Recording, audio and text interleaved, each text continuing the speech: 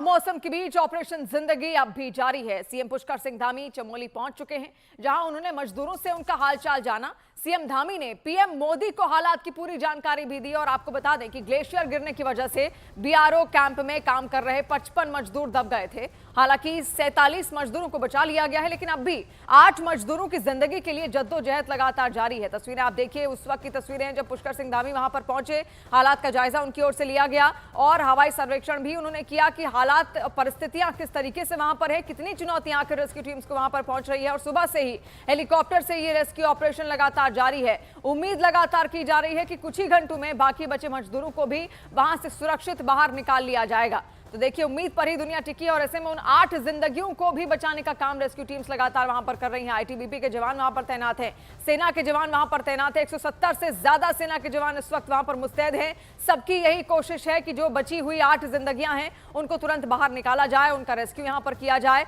इसके अलावा सीएम पुष्कर सिंह धामी भी पल पल की जो डिटेल है, एक एक जानकारी वो प्रधानमंत्री नरेंद्र मोदी तक भी पहुंचा रहे हैं, क्योंकि वो भी हालात पर पूरी नजर यहां पर बनाए हुए हैं। चुनौतियां कम नहीं है, चुनौतियां बहुत ज्यादा हैं, क्योंकि बर्फबारी लगातार हो रही है। ग्लेशियर नीचे गिरने की वजह से अचानक से जब मजदूर उसमें दब गए तो अब ठंड और ठिठुरन वहां पर और ज्यादा बढ़ गई है।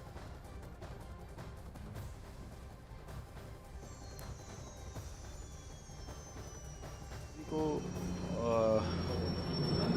रेस्क्यू किया जा रहा है और हमारे सेना के लोग, एनडीआरएफ के लोग, आईटीबीपी के और जिला प्रशासन, आपदा प्रबंधन, सारे लोग अभी बचाव कार्य में लगे हुए हैं। यहाँ पर काफ़ी ज़्यादा बर्फबारी है और सभी मार्ग पूरी तरह से बंद हैं। कहीं 10 फुट 12 फुट से भी ज़्यादा बर्फबारी हो रखी है और लगातार हमारा प्रयास यही है कि जो लोग अभी रह गए हैं उनको भी जल्दी से जल्दी बाहर निकाला जाए और जो लोग अभी 14 लोग और मिले हैं उन सभी को वहां से रेस्क्यू करके यहाँ जोशीमठ लाया जा रहा है और सभी अभी सुरक्षित हैं। तो तस्वीरें आप देखिए, हवाई सर्वेक्षण यहां पर किया जा रहा है। 47 मजदूरों को फिलहाल बचा लिया गया है। 55 कुल संख्या थी और 55 में से 47 मजदूर फिलहाल सुरक्षित हैं। अस्पताल में उनका इलाज भी चल रहा है, जहां पर 3 की हालत कुछ गंभीर बताई जा रही है, लेकिन पूरा इलाज उनको वहां पर दिया जा रहा है। बाकी के जो बचे मजदूर हैं वो फिलहाल सुरक्षित हैं। इसके अलावा जो 8 मजदूर हैं वो अभी गुम है, उनकी भी तलाश लगातार यहां पर की जा रही है कि बर्फ की चादर के नीचे अगर वो दबे हों तो उनको जल्द से जल्द रात होने से पहले निकाल लिया जाए, क्योंकि अगर रात होती है, शाम होती है, तो पहाड़ों की रात आपने देखी किस तरीके से घनी रात वहां पर होती है, घना अंधेरा छा जाता है। उसके बाद रेस्क्यू ऑपरेशन चलाना और ज्यादा चुनौतीपूर्ण वहां पर होता है। तो कोशिश यही है कि आज शाम से पहले पहले इन 8 लोगों को भी वहां से बाहर निकाल लिया जाए, जिसके लिए रेस्क्यू टीम्स रवाना कर दी गई हैं। सुबह से ही वहां पर रेस्क्यू ऑपरेशन में तमाम जो जवान है वो लगातार डटे हुए हैं। 47 मजदूरों को वहां पर बचा लिया गया है। रेस्क्यू ऑपरेशन लगातार जारी है।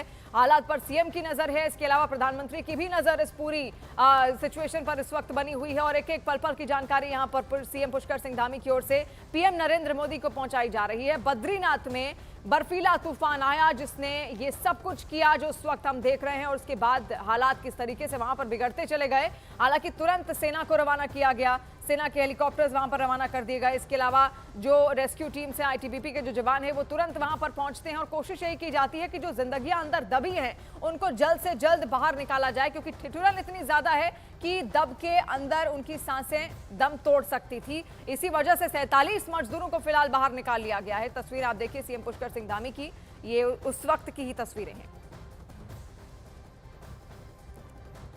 तो सेंटर और स्टेट की हेल्प से चॉपर्स आए थे, तो अभी 4 चॉपर्स लग गए हैं हमारे आर्मी के माध्यम से रेस्क्यू ऑपरेशन में, और टोटल 55 में से हमारे 47 लोगों को रेस्क्यू वहाँ माना में कर लिया गया है और 7 लोगों को हम जोशीमठ हॉस्पिटल में ले आए हैं जिनका इलाज चल रहा है और डॉक्टर्स की निगरानी में है।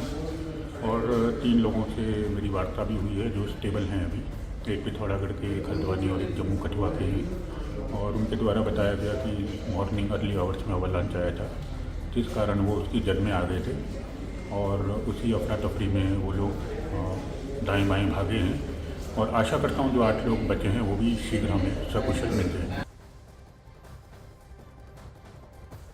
तो तस्वीरें आप यहाँ पर देख रहे हैं कैसे रेस्क्यू ऑपरेशन चलाया जा रहा है। ऑपरेशन जिंदगी यहाँ पर चलाया जा रहा है। बर्फ की मोटी सफेद चादर वहाँ पर जमी है, लेकिन उस ठिठुरन में भी जो सेना के जवान हैं, आईटीबीपी के जो जवान हैं, वो लगातार डटे हुए हैं, क्योंकि उनको भी फिक्र है। और इसी फिक्र के कारण उनकी भी यही कोशिश है कि जल्द से जल्द उनके जो बाकी साथी अंदर दबे रह गए हैं उनको तुरंत बाहर निकाला जाए और एयरलिफ्ट कर उन्हें तुरंत अस्पताल भी पहुंचाया जाए, ताकि उचित समय पर उन्हें उचित इलाज मिले, क्योंकि उनकी जान भी जा सकती है। ठिठुरन बहुत ज्यादा है, ठंड बहुत ज्यादा है, और बर्फ में आप और हम भी अगर थोड़ी देर भी बर्फ को अगर छू भी लें तो कैसे किस तरीके की सेहरन होती है, उसी तरीके की सेहरन अगर पूरे शरीर में हो तो उसके बाद ऐसा अनुमान लगाया जाता है कि आपकी सांसें थम सकती हैं। तो यही कोशिश है यहाँ पर भी। आईटीबीपी के जितने भी जवान हैं, इसके अलावा जो सेना के जवान वहाँ पर रेस्क्यू टीम्स लगातार लगी हुई हैं, उनको तुरंत बाहर निकाला जाए, उनको एयरलिफ्ट कर अस्पताल पहुंचाया जाए, जल्द से जल्द उनको बर्फ की मोटी चादर से उसको भेद कर बाहर निकालें।